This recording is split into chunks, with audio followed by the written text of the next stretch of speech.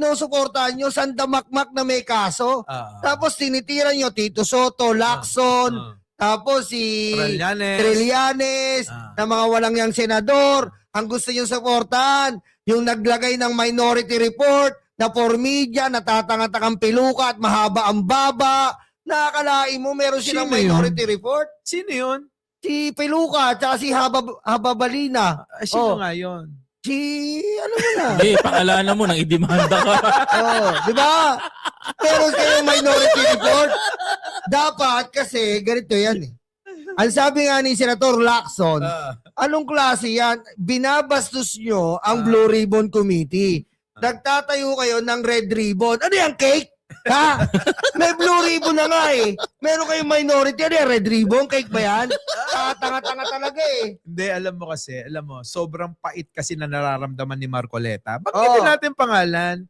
Senator Marcoleta, baka naman unang-una, matanda na rin kayo eh. Ito, alam niyo. Spike, ba't parang kanina ka pa matanda? Para gusto mo maraming masawi na yung mga matatandang ano na yan. Para sa akin kasi, bilang ikaw halos malapit na sa hantungan mo, dapat gumawa ka na ng mabuti legacy para sa bayan na ito. Yes. Kung mahal mo talaga tong bansa na ito, itong iyong bansang sinilangan, abay, sa edad mong ganyan, dapat siguro lahat ialay mo na, sabi ko nga kanina. Oo. Pero etong mga ito, hindi ko ba alam? Wag na yung pait. Kasi kahit naman hindi na mapait, pag nakita namin yung mukha mo, mapait na talaga eh. Diba? Oo, boss Mike. No? Yung tawa, yung simangot, yung galit, iisa mo ka. Hindi, ito. Number one, dapat yung edad niya na yan, legacy na pinupundar niya. Although kahit buhay pa siya, may legacy siya. Pag bumaba siya as a senator, maaalala ka. Former Senator Sonny Trillanes naaalala sa 4 Ps. Diba? Si Marcoleta, maaalala mo, saan maaalala? Sa Piluka. Hindi.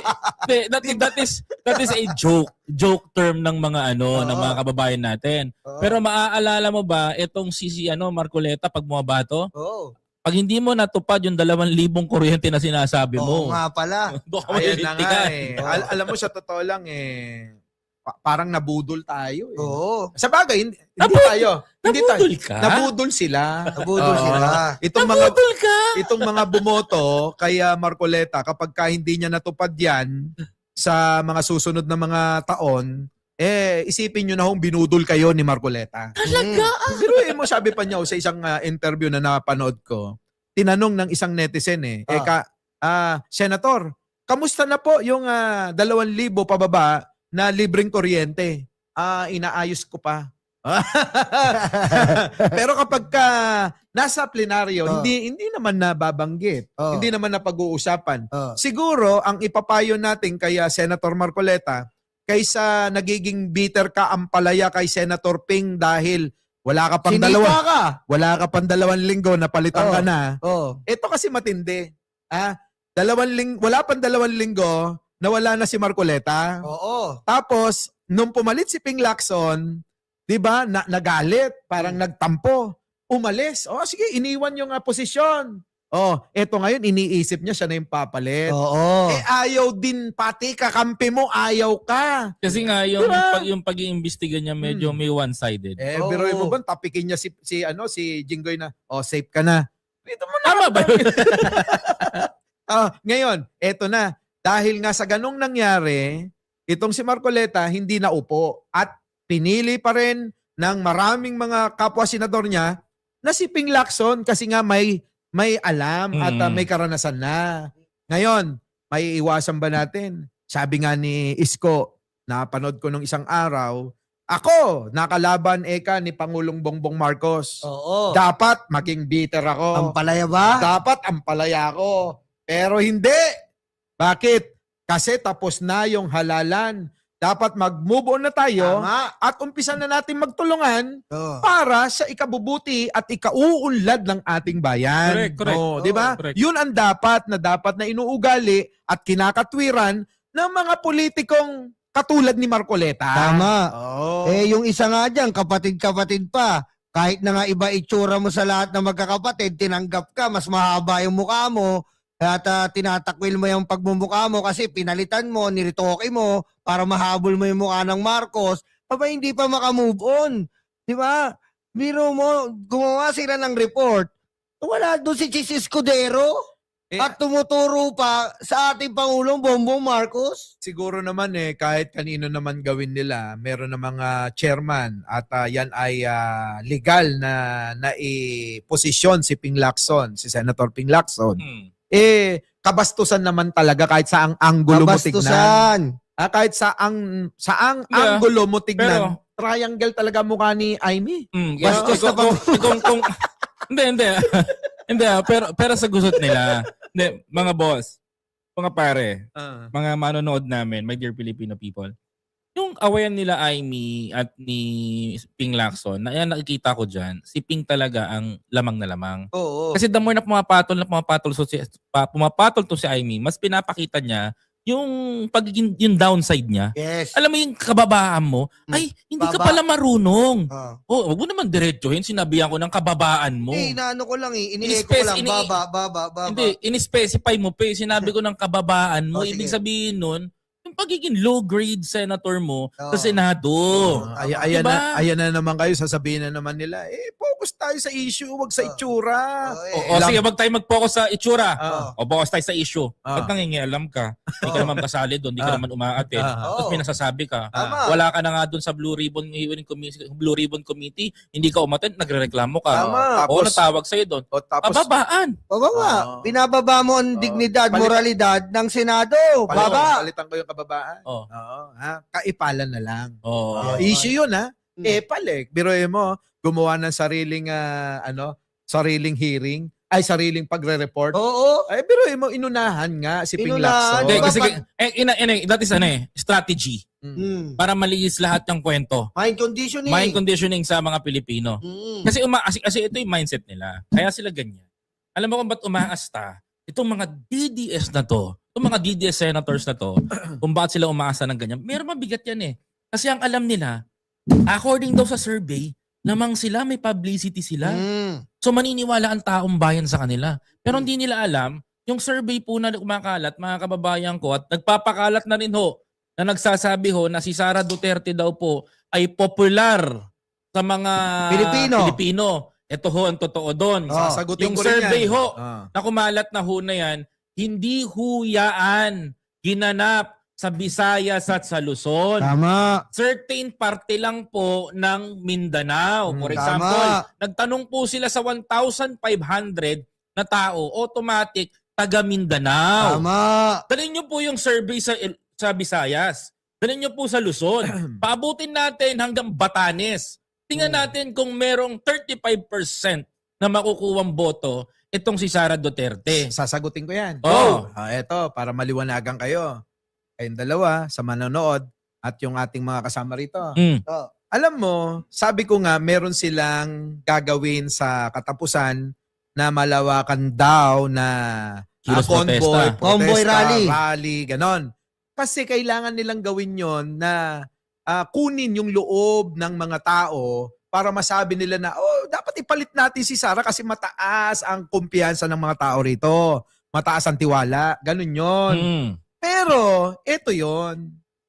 Kung totoo, sabi mo nga kanina, hindi totoo yon ito naman sa akin, kung totoo na talagang nais si Sara Duterte ng mga Hinamon Pilipino, Hinamon mo ito. Challenge na yan. That is a challenge. Isa sila rin ang gagawa ng aking patunay. Anong patunay? Ano? Ito. Kung inyong maalala, meron po silang ako naman tatay. Tatay ako naman. Tatay ako naman. Baka ba naman? Bakit hanggang ngayon, yung 500,000 na pirma ay hindi pa rin nila nakukumpleto? Tama. At eto, matindi. Halos hindi na matulog yung mga vlogger nila. Kakaingganyo. Ito! Diba? Yung mga vlogger nila, halos hindi na matulog. Oo. Kulang na lang siguro. Di na ka naliligo Kulang na lang siguro.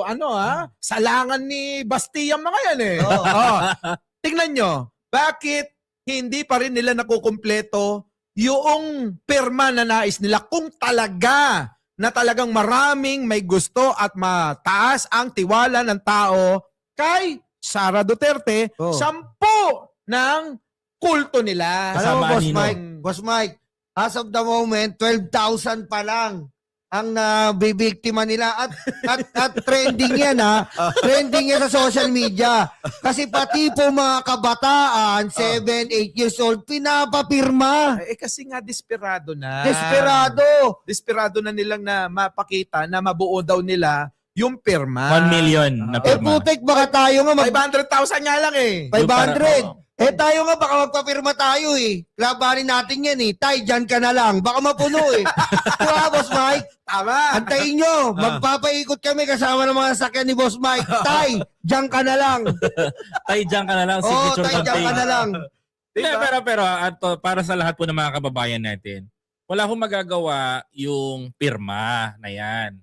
Kahit pumirma ho kayo, paabutin nyo ho ng 2 milyon o 1 milyon yung pirma na yan at isumitin nyo ho sa Supreme Court, hindi pa rin pumababago ang desisyon ng ICC kung di ba yung magbabago ang desisyon ng ICC, mga kababayan ko. Kahit pumirma ho kayo, 1 milyon pa ho yan, wala ho lalabas na digong. Ito, sasagutin ko. Alam naman nila yan. Alam ng kulto ni Duterte na talagang walang bearing yan sa ICC. Bakit ka mo? Bakit? Kasi nga kailangan nilang mapuno yan bago sila mag-rally sa katapusan. Tama. Sama-sama yan. I-analisan yung maigi. Okay. So the meaning, what you mean is, Boss Mike, is nagpe-prepare yung mga parallel leader na to na nanggagalit ng tao, nagga-gaslight sila Basang-basa para na, sa katapusan. basang-basa naman yung diskarte nila. Sabi ko nga sa iyo, yung diskarte nila parang pambata lang Lalim-laliman nyo kasi yung diskarte ninyo tulad ng diskarte ni Pangulong Bongbong. Marcos. Hindi nyo mabasa kung paano gumawa ng estratehiya para bigla na lang magugulat kayo, makukulong na naman yung isang kasama nyo. Tama. Di ba? Di nyo ba napapansin? Weak leader! Kulong. Si Kibuloy, nakulong. Bakit? Kasi di umano si Kibuloy nagpopondo ng mga rally. Inuna si Kibuloy. Tama. Yung nagsabi ng weak leader, si Digong. Nagulat ang mga tao, biglang nakulong. Yari. Ayun ba yung weak leader na Yun matatawag mo? Nasa Netherlands. Nasa Netherlands. Netherlands? Yung nagmimik my day. Diba? Si Bato. Nasaan na ngayon? Nagtatago. Anak ng pati Pero merong bibitawan dito May malalaman kayo sa mga susunod. 1. Dahil sa papalapit na impeachment. Baka magtago rin tong isa na to pag nalaman ng mga kababayan natin. Merong naaamoy na isa pang magtatago. Sana lumaban to. Ito hiling ko lumaban lumaban sana to. Saan ba yan? Nasa panig ba ng kulto ni Duterte? Sana, ito. Sana lumaban to. Magandang laban talaga pag lumaban to. Kasi ito yung pinaka sidekick Si Jack Ma! Si Jack Ma! sidekick! Ito sabihin ko sa'yo. Magkakawarrant din yan. Di ba sabi nga? Ay nako, magkakawarrant yan. Sandaling panahon na lang, di ba? Alam mo, sabi nga nito, huwag mo na sabihin yung sabi pagbaba niyan sa pwesto, habulin ko yan. Ikukulong ko yan. Kinulong nga. Oo nga. Di ba? Oo. Yung apprentice. Siyempre. Yung apprentice. Kasapakat. Ano mangyayari sa apprentice? Eto na, malalaman ng taong bayan. Very exciting yung February parating. Marami pong magtatago. Marami rin makukulong. Eto na tayo sa exciting part. Mukhang magkakaroon na naman ng matinding viral na mga content sa social media. Tama, Boss Mike. Ito nga pinakamatindi dun, Boss Mike. Umalma to. Ang bulungan ganito. Tangkot sa flood control. Totoo naman talaga Pegador, wala kang kawala. Pegador, kayo ay maganda. Pegador, galit sa masama. Pegador, ang sa inyo bebenga. Pegador, wala kang kawala. Pegador, kayo ay maganda. Pegador, galit sa masama.